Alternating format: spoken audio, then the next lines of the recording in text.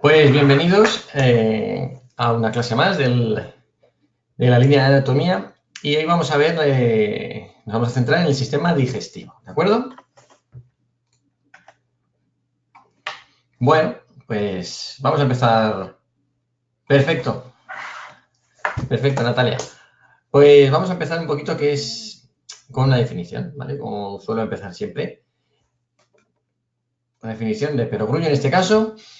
¿Qué es el sistema digestivo? Bueno, es un conjunto de órganos que se encargan del proceso de la digestión. ¿Vale? Hasta ahí, bastante sencillo. ¿Y qué es la digestión? Pues tenemos dos definiciones, una un poquito más compleja que la otra. Una simplemente es la transformación, el proceso por el cual los alimentos se transforman en sustancias más sencillas que pueden ser absorbidas por el sistema. Y el otro un poquito más específico es un proceso mecánico y químico del aparato digestivo con el mismo fin, ¿vale? Para poder absorber las sustancias que ingerimos, ¿de acuerdo? En el aparato digestivo ahí tenemos ya un avance de los componentes que lo tienen, que lo componen. Y ahora vamos a ir viendo un poquito cada uno de ellos. ¿Vale? Aquí he puesto varios sistemas digestivos de los que vamos a hablar un poquito hoy. ¿Vale? Ahí tenemos arriba a la izquierda, voy a poner el punterito. ¿Vale? Aquí tenemos el sistema digestivo de un conejo estirado, ¿vale? Hemos sacado el conejo, hemos sacado el sistema digestivo y lo tenemos estirado para poder estudiarlo, ¿de acuerdo? Entonces, el sistema digestivo, este esquema lo muestra bastante bien, es un tubo que empieza en la boca y acaba en el ano, ¿de acuerdo? A través de la boca vamos a ingerir los alimentos, van a sufrir una serie de transformaciones y procesos a lo largo de su recorrido por todo el tubo y todas las sustancias que no nos interesan van a salir por el ano, ¿de acuerdo? En forma de excremento. Aquí tenemos el esquema de un caballo, aquí en la derecha. Si os fijáis, es un poco complejo verlo ahora con el conejo estirado y el caballo sin estirar. Tienen el mismo sistema digestivo, ¿de acuerdo? Tanto conejos como caballos son monogástricos, herbívoros monogástricos. Ahora veremos qué es eso de herbívoros monogástricos. Y en los componentes del sistema digestivo son los mismos. Si lo comparamos a primera vista con el del perro que tenemos aquí, fijaros, el montón de sistema digestivo que tenemos aquí, ya me perdonaréis, llevo la garganta un poco mal, con el sistema digestivo que tenemos aquí, ¿vale? En el perro, es bastante más pequeño, más sencillo, ¿vale? Y luego veremos que efectivamente es así. Y luego tenemos los rumiantes o herbívoros policavitarios, ¿vale? Que tienen más de un estómago, que veis tienen ahí casi todo lo que es el animal es estómago, el sistema digestivo.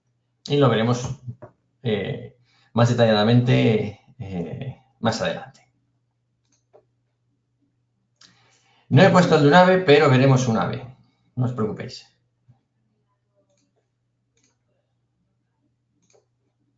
Esto me molesta, lo quito. Vale, pues como decíamos, tiene varias partes. Empezábamos por la boca y acabamos por el ano.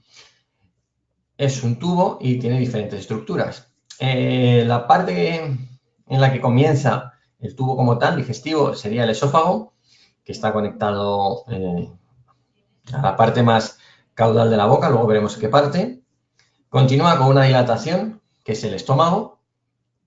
En caso de herbívoros monogástricos y carnívoros hablaremos de 1. En el caso de rumiantes hablaremos de 4. En el caso de aves hablaremos de 2, y lo veremos. Continúa otra vez en forma de tubo más delgado el intestino delgado. Ahí podemos tener una pequeña dilatación o gran dilatación que veremos, que será el ciego, que continúa con el grueso, el recto y el ano. Tenemos una serie de estructuras anejas que conectan con el tubo del sistema digestivo, que son el hígado, la glándula biliar, que está en el hígado también, y el páncreas. Todo esto va a participar en las funciones del sistema digestivo, que las tenemos aquí a la izquierda, que son la ingestión y masticación. Obviamente, por deducción, van a ser en la boca. El transporte que comienza en la boca con el movimiento de la lengua y la deglución, continúa por el esófago y por el intestino, con la motilidad intestinal. De secreción, principalmente en el primer tramo del intestino y en el estómago. Veremos qué sustancias se secretan para realizar la digestión. El proceso de absorción, que se lleva en la parte más distal del intestino delgado, ¿vale? Las dos porciones finales del delgado y en algunos animales en el grueso. Y la excreción, pues como hemos dicho, de todas las sustancias de desecho que no son absorbidas, mejor dicho, a través del ano, ¿vale? Serían todas las funciones y partes del sistema digestivo. En el caso de los rumiantes, donde ponemos estómago, hablaremos estómagos y luego los detallaremos brevemente cada uno de ellos, ¿vale? Empezamos por el principio, ¿vale? Vamos a empezar por la boca. En la boca tenemos las glándulas salivares, ¿de acuerdo? Ahí tenemos un esquema de un perro, podría ser el de un caballo. Todos van a tener glándulas salivares. En este caso tenemos la cigomática, la parótida sublingual y mandibular del perro.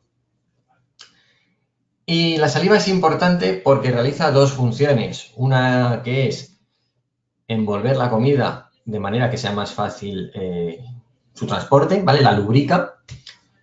Y otra función que está menos desarrollada en carnívoros estrictos y más desarrollada en omnívoros y herbívoros, que es la predigestión. La saliva ya tiene una serie de enzimas que van a comenzar a digerir el alimento en el momento que entra en contacto con él, ¿vale? Entonces, estas enzimas, el movimiento de masticación, etcétera, van a empezar a predigerir el alimento. ¿Qué participa en la masticación? Pues bueno, participan los dientes, ¿vale? Entonces ya tenemos dos componentes de la boca, los dientes y las glándulas salivares. Los dientes que los podemos dividir en dos grandes grupos por su función, cortar y moler, ¿vale? Cortar, arrancar, rasgar, etcétera, incisivos y colmillos, ¿vale? En función del tipo de dieta del animal serán más importantes unos u otros.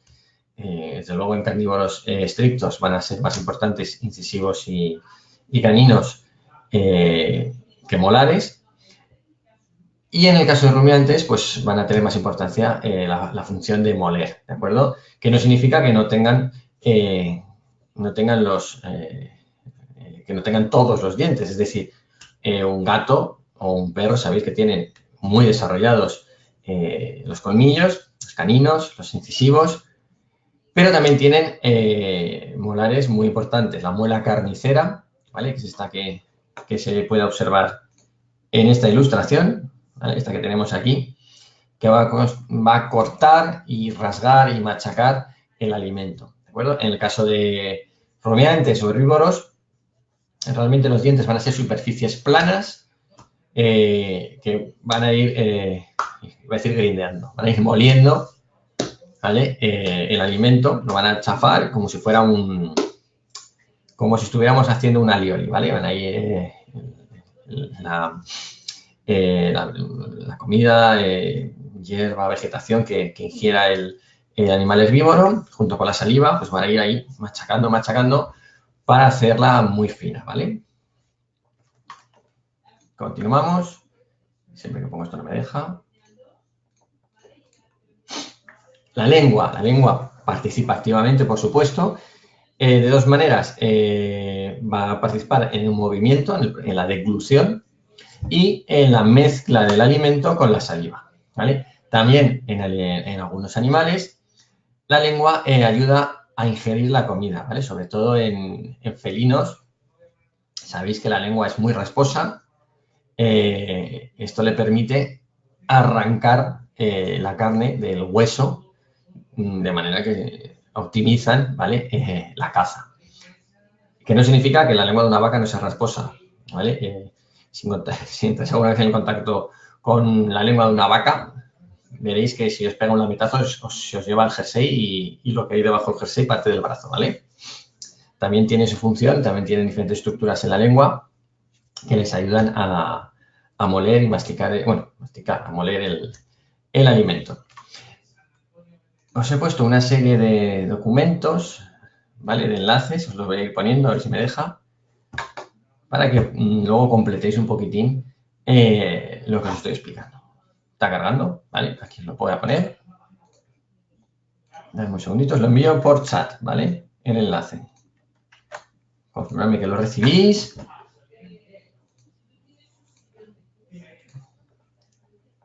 Y a ver si esto me deja. Vale, me deja. Hemos cambiado de pantalla, ¿vale? Habéis cambiado todos de pantalla. Vale, perfecto. Me sale que sí que habéis cambiado de pantalla. Vale, BedMed, educación, tenéis aquí muchísimas estructuras para ampliar. Por ejemplo, aquí tenéis todos los grupos de dientes, para el blando, glotis, etcétera. Cosas que me voy a omitir, ¿vale? Para que sea más rápida la explicación, con una serie de imágenes. Tenéis no solamente del digestivo que estamos viendo hoy, sino también vais a tener de cardiovascular, del respiratorio, etcétera, ¿vale? Entonces os lo doy como complemento, ¿vale? Como veis, de la WSU, de la Universidad de Washington, para que tengáis información complementaria. Volvemos al PowerPoint y siguiente diapositiva. Vale. En animales carnívoros, principalmente, como el perro y gato, la cantidad de enzimas que existen en la saliva es inferior a la cantidad de enzimas que pueden tener otros animales como los omnívoros o los herbívoros, ¿de acuerdo? ¿Por qué? Sobre todo en el caso de los felinos, cuando cazan y tienen una presa, básicamente lo que hacen es deglutirla, ¿de acuerdo? La cogen, arrancan la carne y la trajan.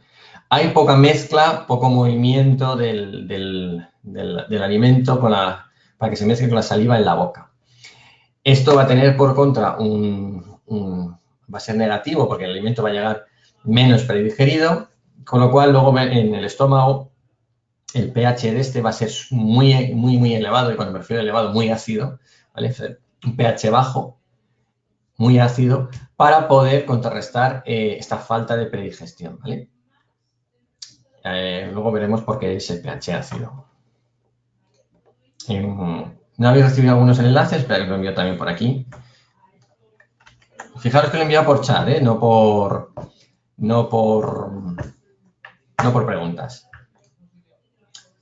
Tenéis dos secciones diferentes. Con lo cual, como os decía, va a haber poca mezcla en la boca en carnívoros, más en omnívoros y herbívoros. ¿Y qué enzimas podemos encontrar en la saliva? Pues bueno, evidentemente la sustancia de soporte va a ser el agua. Vamos a tener una serie de sales inorgánicas que también luego van a producir. Estas sales de la saliva van a colaborar con las bacterias de la boca para producir el sarro, entre otras cosas, ¿sí? La mucina y la alfamilasa y la lisocima, ¿de acuerdo?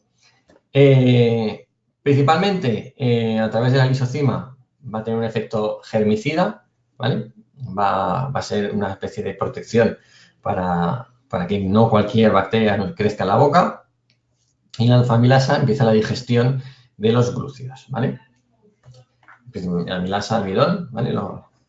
Lo podéis relacionar. Vale. Dicho todo esto, vamos con la siguiente parte. El esófago. El esófago, como os decía, es un tubo muscular. Y hago una pequeña pausa para ver una sección transversal de un corte histológico del esófago. Aquí lo tenemos. ¿Vale? Esto es un corte transversal del esófago. Como veis aquí, tenemos una capa interior, ¿vale? Esto que tenéis aquí arrugado es el espacio interior del esófago por donde va a discurrir el alimento. Luego tiene una serie de capas muscular, tejido conectivo, etcétera, que le van a dar la estructura a dicho tubo, ¿vale?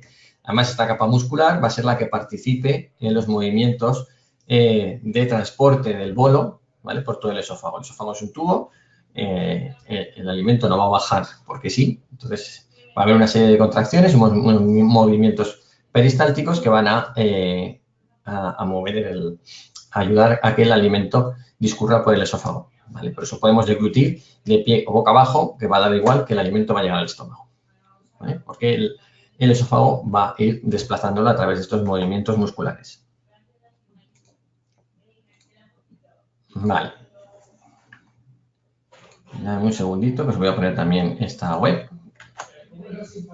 para que la tengáis. De la Universidad de Vigo, que la hemos usado muchas veces. Vale, ahí las tenéis. Las he enviado por chat y por preguntas.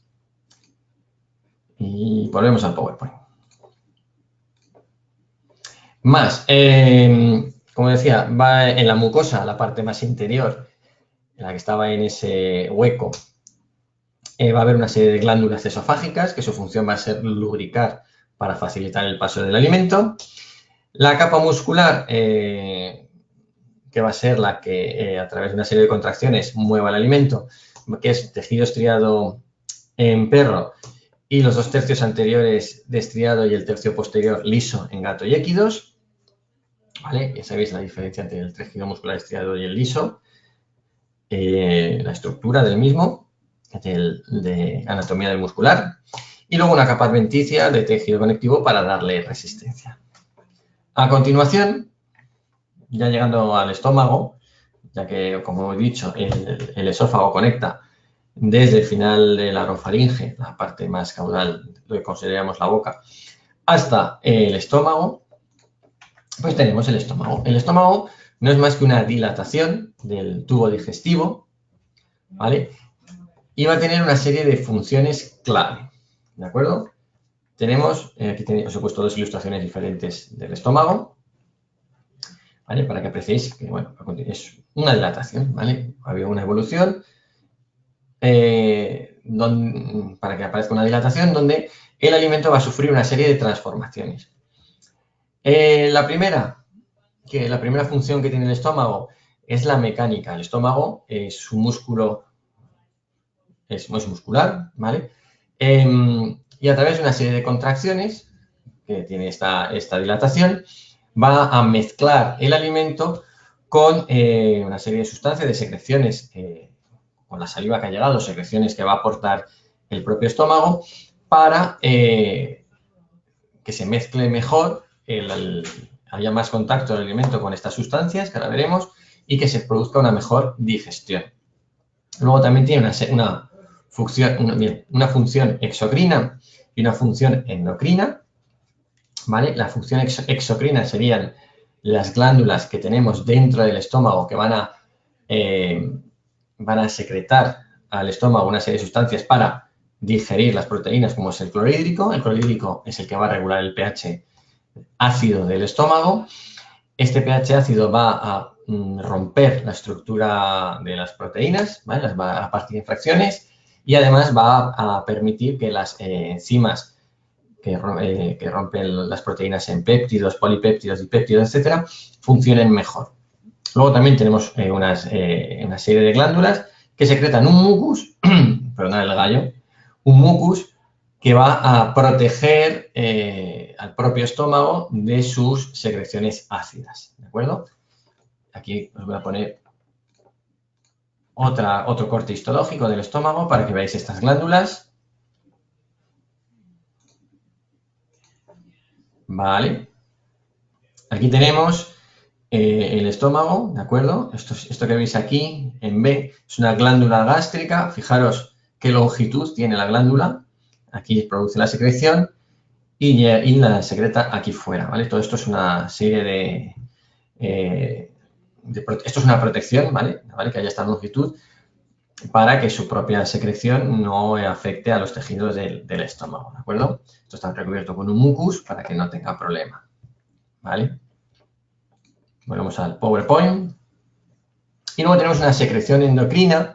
¿vale? Sustancias que van a ir a la sangre, son hormonas que van a transmitir una serie de mensajes, ¿de acuerdo? La gastrina y la serotonina, pues de placer, de saciedad, ¿vale? De estómago lleno, etcétera, etcétera.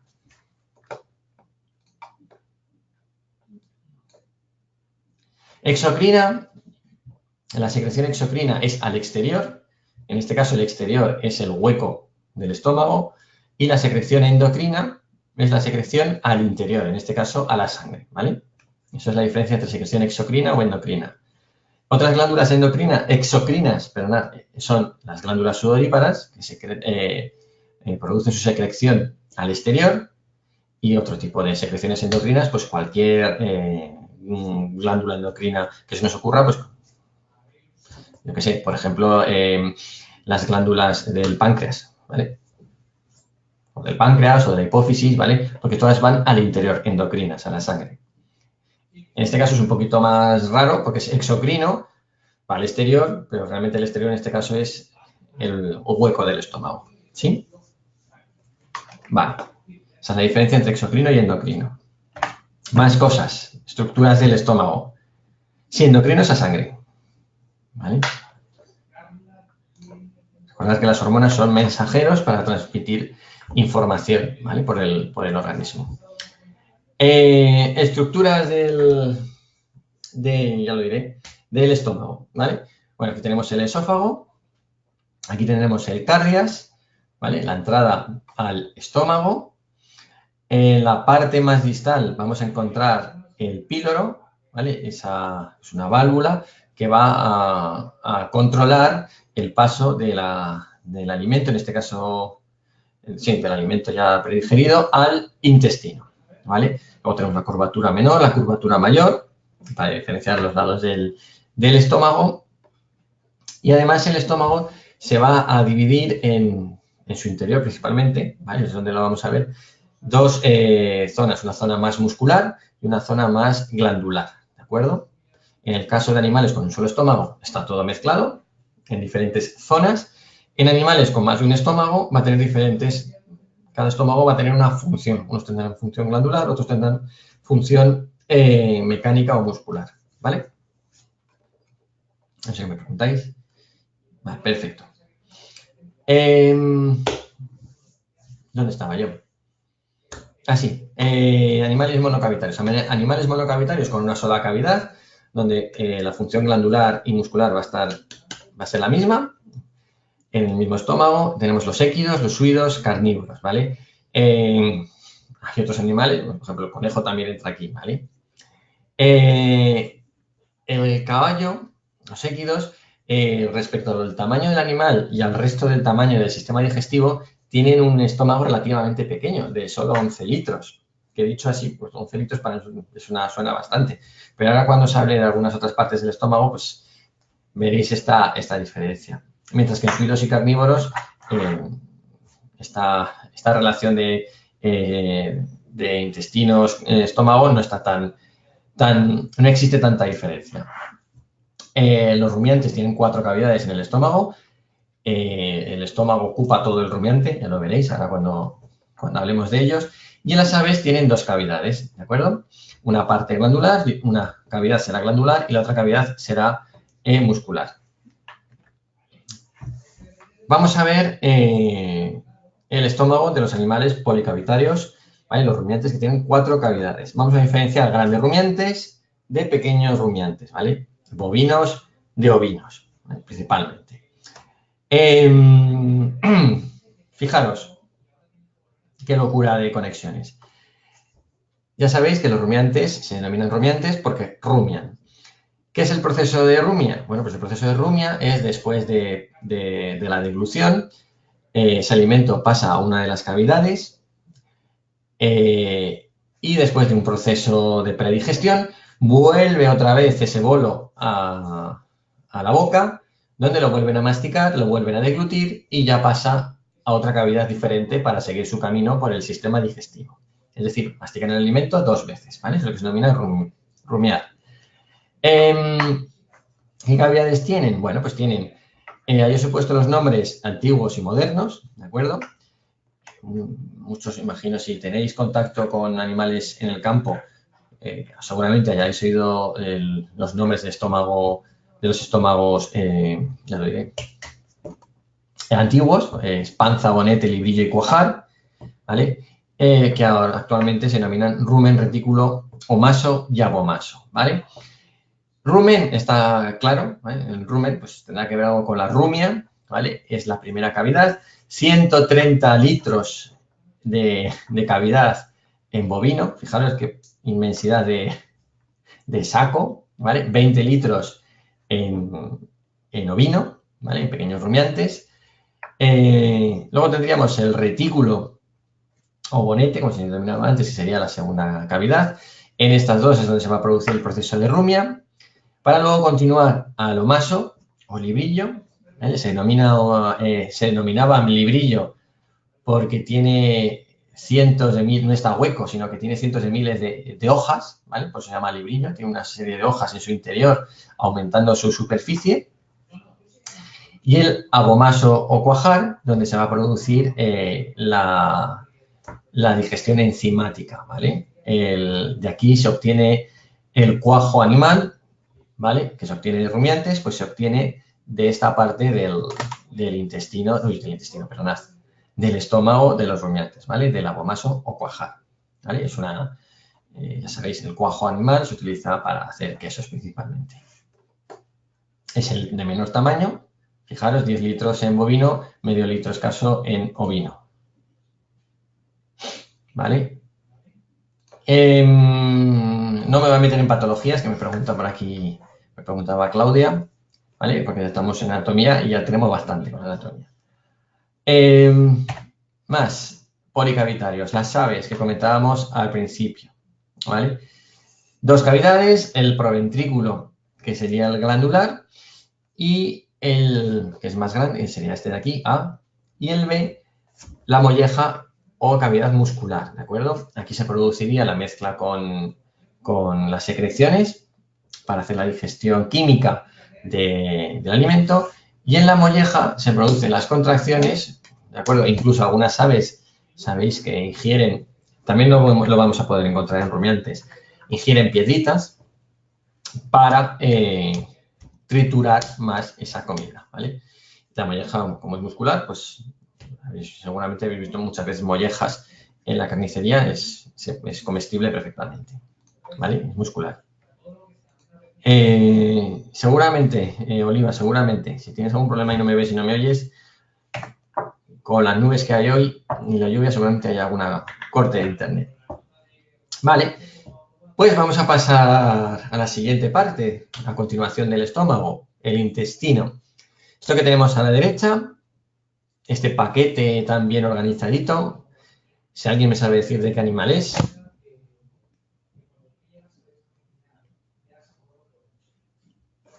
¿Vale? Este paquete intestinal, sí, efectivamente es de humano, ¿vale? Para que veáis la diferencia.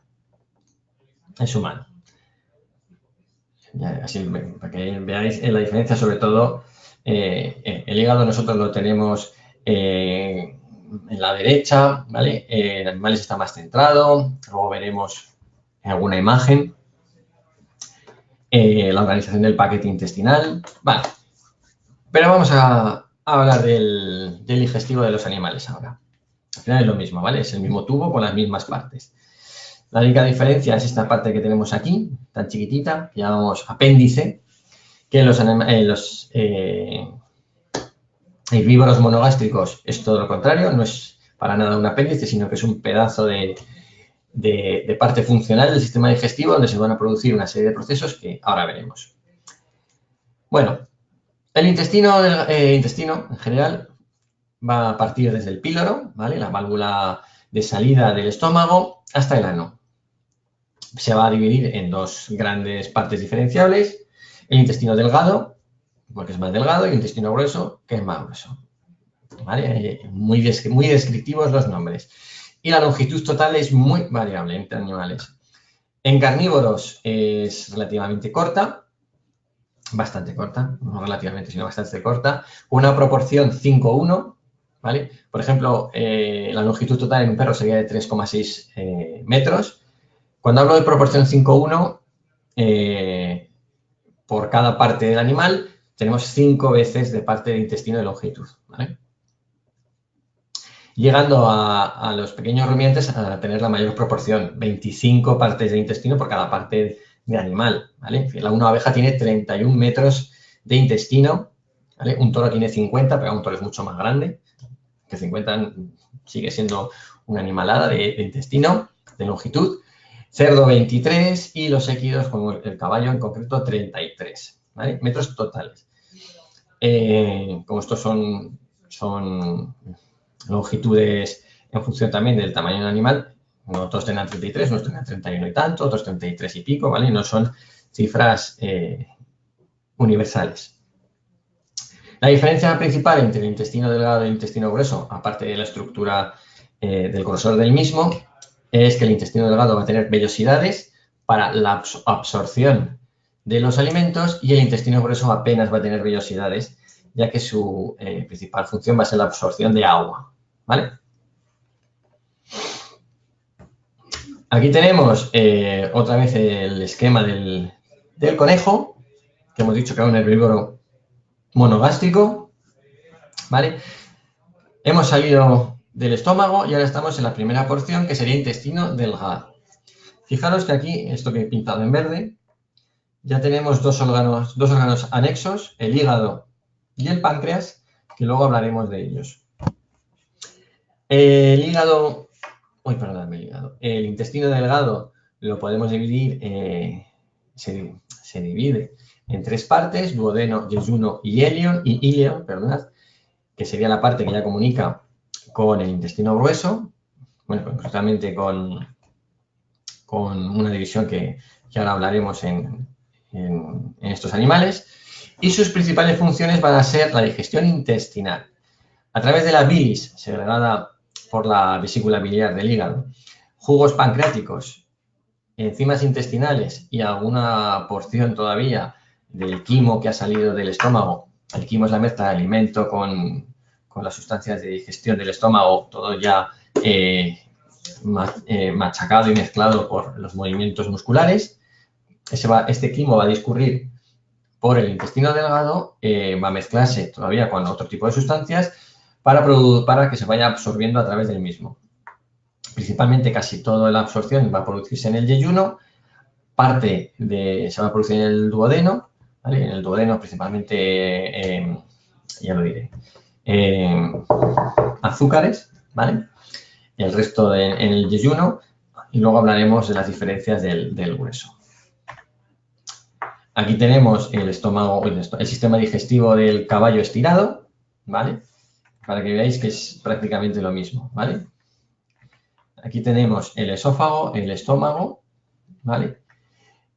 El intestino delgado, como os decía, en este caso es muy cortito, y luego tenemos el grueso, fijaros, el grueso y el ciego.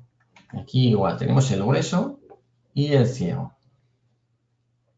¿Vale? Fijaros que sale ahí, en vez de continuar el tubo es como si hiciera un divertículo, y efectivamente es un divertículo, es este divertículo que teníamos aquí, ¿vale? Aquí en humana, voy a pintarlo, viene aquí, justo en gris sobre gris, va a ser que no. Viene el alimento por el delgado y pasa al grueso, y la derivación del ciego queda ahí muy cortita. En animales herbívoros monogástricos, como es el caso, voy a poner otro color, viene del delgado y continúa por aquí, pero fijaros el ciego lo grande que es, ¿vale? ¿Por qué? Ahora lo explicaremos. Vale, el duodeno, todavía seguimos en el intestino delgado, ¿vale? Se sujeta por el mesoduodeno. El mesoduodeno, fijaros, aquí tenemos el íleo y la continuación de esta, ¿vale? Aquí en este esquema no se ve muy bien, pero lo voy a ver si lo puedo poner en un color decente, aquí en azul, ¿vale? Esto es el delgado, viene por aquí, pasa por detrás, ¿vale? Pasa por aquí detrás y continúa por aquí. ¿vale? Y ya se conecta con el ciego y el grueso, ¿vale? Bueno, pues la parte del duodeno, del yeyuno y del ilion, el intestino delgado, bueno, y el resto del paquete intestinal, está sujeto a través de una serie de telillas muy irrigadas, con muchos vasos, ¿vale? Que van muy plegadas con el paquete intestinal. En el caso de los perros, estos mesos, se denominan mesos, el mesoduodeno es más largo, con lo cual puede provocar que el duodeno sea un poco, en el caso de que esté muy lleno y que tenga el estómago también esté lleno de alimento, con los movimientos balancearse y cruzarse, ¿vale? Es lo que se llama torsión de estómago en perros, ¿vale? Se cruzaría. Fijaros todo el recorrido que hace aquí el duodeno con el yeyuno y el ilion, ¿vale? Pues esta parte de aquí se puede cruzar, enrollar el estómago y producir una torsión intestinal, ¿vale? Que lo habréis oído muchas veces, sobre todo en perros grandes. ¿Por qué más en perros grandes que en pequeños? Porque por gravedad el estómago es más grande, tiene más peso, pues ondula más, ¿vale? Y como arrastra, como digo, el duodeno, ¿vale? Con su peso también. Y la carencia, esta que os digo, bueno, carencia no, exceso de mesoduodeno que le da más holgura. Entonces, este exceso de holgura, con el exceso de peso, con el movimiento del animal, puede provocar la torsión. Borramos la pluma. Vale. Y continuamos. Perdonadme. Vale. Casi siempre vamos a tener el intestino lleno, ¿vale? Siempre va a estar, continuamente va a estar haciendo un proceso de digestión, a diferencia del estómago que va a estar abriendo cerrando para que pase el alimento. Y en esta primera parte del duodeno, aquí no tenemos, en este esquema no tenemos el hígado ni el páncreas, desembocan los conductos hepáticos y pancreáticos. Aquí sí, ¿vale? Esta sería la primera parte del duodeno y aquí tenemos el hígado y el páncreas. No están tan separados, ¿vale? Ahora lo veremos en otro esquema, lo veremos mejor. El páncreas y el hígado van a secretar la bilis, los jugos pancreáticos, etcétera, más los propios enzimas que ya teníamos. Se va a producir, como decía, finalizar digestión de proteínas, grasas, almidón, absorción de glúcidos, como os he dicho, los azúcares, ¿vale? En el caso de caballos, esto lo explica mejor Diana que yo, en la clase del digestivo específico de caballos. Ya sabéis que tienen cierto problema con la digestión del almidón y que si esto no se controla puede provocar bastantes problemas, ¿de acuerdo? En líquidos. Bueno, como os decía, esto se produce en el duodeno, el yeyuno principalmente, y luego pasamos al ilion hasta la unión cecocólica, ¿vale? Cecocólica, colon, ciego, ¿vale? Que ya es intestino grueso. En esta unión cecocólica, el alimento en los herbívoros monogástricos va a almacenarse aquí, en el ciego. En caballos, el ciego alcanza 30 litros, es más grande que el estómago, y ahí se va a producir una fermentación bacteriana, ¿vale? Una fermentación bacteriana, que es lo que se produciría en el estómago de los rumiantes, rumen retículo, ¿vale?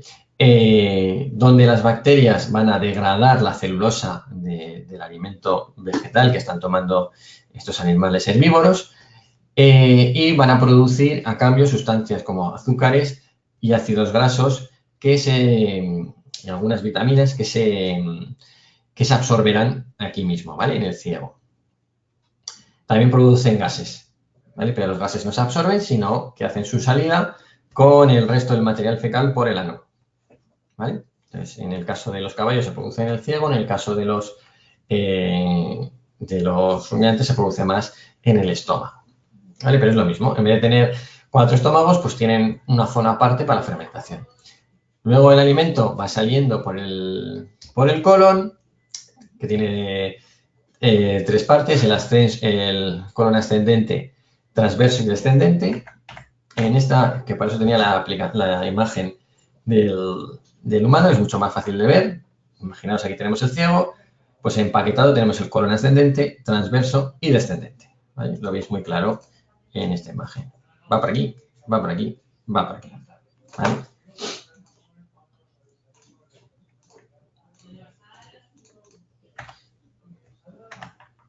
y ya del colon descendente comunica con el recto y este con el ano. El ano no es más que un músculo orbicular, por decirlo de una manera, un esfínteres, ¿vale? Tenemos el esfínter anal interno, que es musculatura lisa, que nosotros poco podemos controlar ahí, y el esfínter anal externo, que es musculatura estriada, que es el que se puede controlar, ¿de acuerdo? Y ahí, en el caso de los perros, también tenemos en la línea anocutánea, donde tenemos los sacos anales, que utilizan para marcar y que si no utilizan o se infectan, etcétera, debemos vaciar para evitar problemas, ¿vale? Como decía, la función principal del intestino grueso es la absorción de agua y lo que queda es el resto, que será material fecal que se excretará. En el caso de herbívoros monogástricos, conejo équido, como os decía, se va a producir la fermentación bacteriana, se obtendrán principalmente ácidos grasos, vitaminas y gas, también azúcares, que se absorberán y el gas se eliminará. Vale, hemos comentado todas las diferencias entre los animales. Vamos a empezar a hablar un poquito del hígado y el páncreas. El hígado es la mayor glándula del organismo, hace muchísimas funciones, ya ahora vamos a ver algunas de ellas, y está compuesto por multitud de células que tienen van formando estructuras celulares, y estas células del hígado se denominan hepatocitos, ¿de acuerdo? ¿Cuál es su función? Pues la secreción de bilis, el almacenamiento de glucógeno, la síntesis de lípidos, de proteínas plasmáticas, la conversión de productos nitrogenados, como la urea, detoxificación de la sangre y la filtración de los eritrocitos muertos, cuando mueren los eritrocitos van aquí, y su paso a pigmentos biliares, ¿vale? Estos pigmentos biliares que luego darán color a las heces, ¿vale? Pues si tenemos algún problema en esta zona, tenemos animales que dan heces blancas, ¿vale? La bilirrubina es uno de los pigmentos biliares. También existen las células reticulares, como los fagocitos, que se van a encargar sobre todo de los restos de eritrocitos. En el hígado pasan grandes vasos, ¿vale? Con todas estas funciones. Si pasa la sangre para intoxicar, tendremos que tener un alto volumen de paso de sangre. Entonces tenemos la vena porta, la vena cava y la arteria hepática, ¿de acuerdo? Es un órgano lobulado, el que tenemos aquí en este esquema que estáis viendo, con esa forma sería de humana. Recordad que os he comentado que los animales están más bien centrados, más que a la derecha. En su centro tiene la vesícula biliar y vamos a ver un esquema para que lo veáis, una imagen para que lo veáis más claro, ¿vale? Esto es un animal que se ha abierto por la razón que sea, ahora no, la verdad es que no lo recuerdo. Aquí está el paquete intestinal, grasa, etcétera, etcétera, y esto que vemos aquí, estas estructuras que vemos aquí, ¿dónde te tengo? ¿Vale? Esta serie de lóbulos que tenemos aquí, fijaros, es el hígado. ¿Veis por qué se denomina con estructura lobular? Pues son una serie de lóbulos como palmeados, uno encima del otro. Cada especie animal es un poco diferente. Y esto que tenemos aquí, tan verde, es la vesícula biliar, ¿vale? El hígado comunica con una serie de conductos con la vesícula biliar y esta comunica con el duodeno, como hemos dicho antes, a través del conducto hepático pancreático, o sea, pancreático biliar, ¿vale? Pues os decía antes que la imagen que tenía, el esquema del conejo era un poco distante. En este que tenemos aquí, se ve más claro, ¿vale? Vesícula biliar, el hígado alimenta la vesícula biliar, conducto biliar y se comunica, salen juntos el conducto pancreático y el conducto biliar, ¿vale? Aportando, como decíamos, la bilis y jugos pancreáticos para facilitar la digestión de las diferentes sustancias del alimento, ¿vale? El páncreas. Bueno, pues el páncreas, volvemos con las funciones exocrinas y endocrinas. Función exocrina, principalmente digestiva, va a excretar al exterior, que en este caso es el sistema digestivo, es el tubo, va a excretar una serie de enzimas, amilasas, lipasas, bicarbonato. ¿Por qué bicarbonato? Este bicarbonato va a anular el clorhídrico, ¿vale? Y va a elevar el pH de ese bolo alimenticio y que no produzca problemas en el sistema digestivo, ¿vale? Va a retomar a un pH 7. Y el resto de enzimas pues van a ir digiriendo las diferentes sustancias, componentes biológicos para que se puedan absorber. Y una función endocrina, que todos conocemos muy bien, células alfa y células beta del páncreas, que secretan glucagón e insulina a la sangre para controlar el nivel de glucosa en sangre, ¿vale? Las alfa-insulina, las beta-glucagón. Glucagón moviliza glucógeno para subir azúcar en sangre, perdonadme, glucosa en sangre, es un azúcar la glucosa en sangre, y insulina para disminuir la concentración de glucosa en sangre y formar glucógeno, ¿vale? Son bidireccionales. Sí, tienen páncreas todos los animales, hasta los peces tienen páncreas, sí. El páncreas es un órgano muy importante, ¿vale? Bueno, de hecho, en los peces lo que tienen es el hepatopáncreas, tienen el hígado y el páncreas en un solo órgano. Lo que no tienen es la misma forma, ¿vale? Cambia mucho la estructura de unos a otros, unos más avanzados, otros menos avanzados. Y un resumen del proceso digestivo, ¿vale? Digestión de proteínas en el estómago a través de pH ácido y diferentes enzimas específicos para las proteínas, como las pepsinas, ¿vale? Que van a formar los dipéptidos y polipéptidos que luego se podrán absorber en el intestino delgado. Digestión de grasas en el intestino delgado a través de la lipasa pancreática y la bilis, ¿vale? La vesícula biliar, van a participar en la digestión de las grasas, como hemos visto, lo van a secretar el duodeno. Y la digestión de hidratos de carbono en el intestino delgado también, a través de amilasas, ¿vale? Recordad también que teníamos amilasas, ¿dónde? En la saliva. A través de la amilasa pancreática y diferentes enzimas de la mucosa del propio intestino, maltasa, lactasa, sacarasa, etcétera, ¿vale? Como os he dicho, aquí se absorbían mucho los azúcares. La absorción de agua principalmente se va a producir en el intestino grueso y luego en animales herbívoros monogástricos, recordad que tenemos el ciego funcional, donde se va a producir una fermentación bacteriana y se van a producir ácidos grasos, vitaminas, algunos azúcares y gases, ¿vale? Y bueno, ya habríamos acabado. Esto es todo el sistema digestivo de los animales. Dudas, preguntas y ruegos que tengáis, ahora es el momento.